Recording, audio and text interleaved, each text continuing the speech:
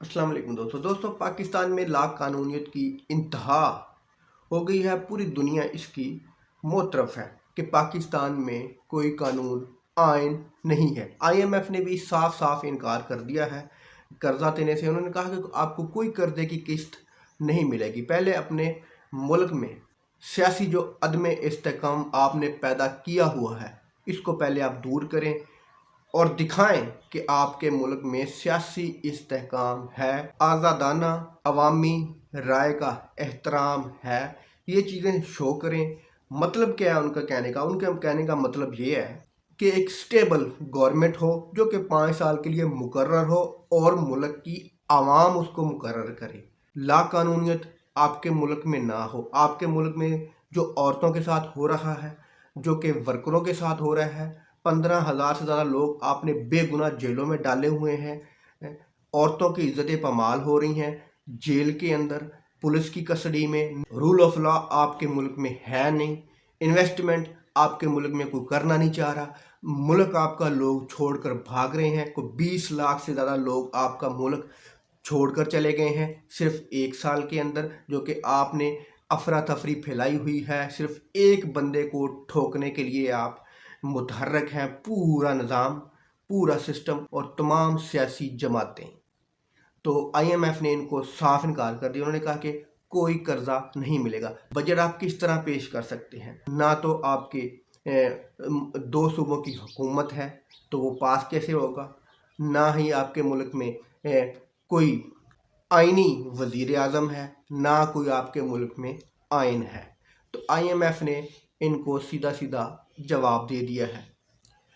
कुछ बड़ी शख्सियत इस्लामाबाद से लाहौर और लाहौर से कोई इस्लामाबाद में पहुंची हैं। जहांगीर तरीन ने राजा रियाज की मिन्नतें शुरू कर दी हैं कि राजा साहब बराए मेहरबानी जो मुनहरफ लोग हुए हैं उनको कहें कि वो हमारी पार्टी ज्वाइन करें। तो जनाब आप तो बड़ी बड़ी बड़कें मार रहे हैं, आपके बड़े बड़े दावे कर रहे हैं कि जनाब जितने भी लोग पीटीआई छोड़ रहे हैं वो हमारे साथ आ रहे हैं क्योंकि हमारे साथ वो हैं। तो फिर आप इनकी राजा रियाज जिसकी कोई गिनती नहीं है, जिसको कोई लोग जानते नहीं है, वो अपने हलके में इलेक्शन नहीं लड़ सकता, अपने हलके में 10,000 वोट नहीं ले सकता, इसकी मिन्नतें क्यों कर रहे हैं?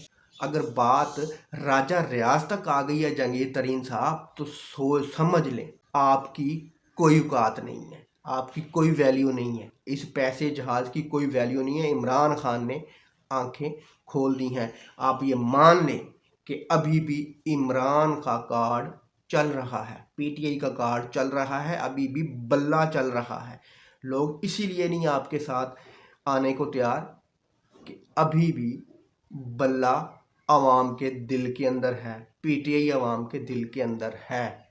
जरदारी साहब पहुंचे हैं जी लाहौर। उन्होंने 3-4 दिन के लिए डेरे वहाँ पर लगा लिए हैं।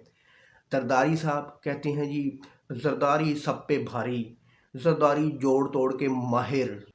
अगर जरदारी जोड़ तोड़ के माहिर हैं तो मेरा ख्याल है कि अब तक पीटीआई का पंजाब में सफाया हो जाता, सिंध में सफाया हो जाता, केपीके में सफाया हो जाता, क्योंकि जरदारी जोड़ तोड़ के माहिर है।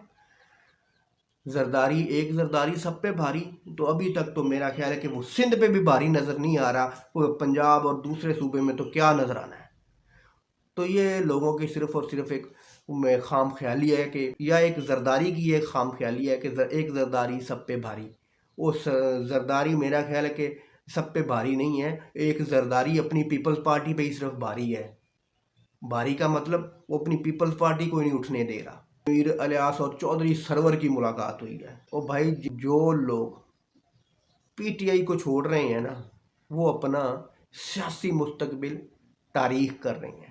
ये तनवीर अलियास मिले, चौधरी सरवर मिले, अलीम खान मिले, जहांगीर तरीन मिले, ये सारे मिल जाएं, जितने भी पीटीआई को छोड़ रहे हैं ना, मैं तो उन लोगों को ये पैगाम दूंगा कि जनाब जितने भी आप पीटीआई को छोड़ रहे हैं ना, जो कि एक कॉन्फ्रेंस कर रहे हैं और इमरान खान और पीटीआई को बुरा भला कह के पीटीआई को छोड़ रहे हैं या सियासत छोड़ रहे हैं, तो जनाब वो सीधा जाएं जहांगीर तरीन के पास, उनके साथ मिलें, उनकी पार्टी का टिकट लें, फिर इलेक्शन लड़ें और आवाम से जीत कर दिखाएं।